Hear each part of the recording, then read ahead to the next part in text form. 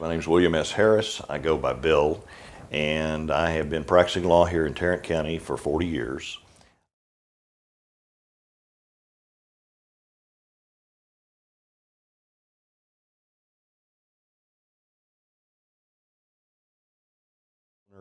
A person may own a gun under the Second Amendment without any licensure from the state of Texas.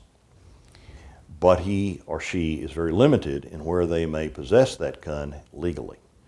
They may not carry the gun onto other people's property or out in public at this point in time without violating the law.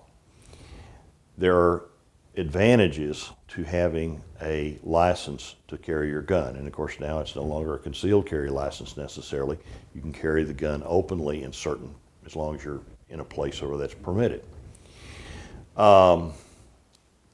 The advantages of having it is just that. If you perceive that you have a need to always have the gun in your possession.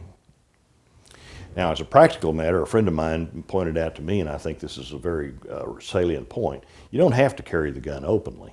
You can conceal it. And the advantage is if some guy is going to start shooting people, who's the first person he's going to shoot? The guy with the gun, obviously, on his belt. Let's get him out of the way, okay? So there's a logic, and plus you may be less inclined to upset your fellow citizens if you go ahead and keep the gun, concealed with where you can reach it.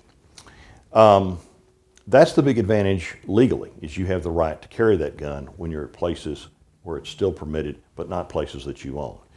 If you don't have a license, then you're limited to places like having the gun in your home, your place of business, and that sort of thing. Finally, there's some very good practical considerations. One is the course that you take is going to give you some exposure to the things we've talked about today about self-defense. It's also going to give you a refresher, or maybe your first exposure to how to safely carry, keep, maintain a firearm, how to store a firearm. I cannot imagine, there are two things that just makes my blood run cold. One is the guy you hear about that backed over his 2-year-old in the driveway. And the other is the guy you hear about whose 2-year-old or 3-year-old picks up his gun at home and now they're dead. That's on the driver and that's on the gun owner.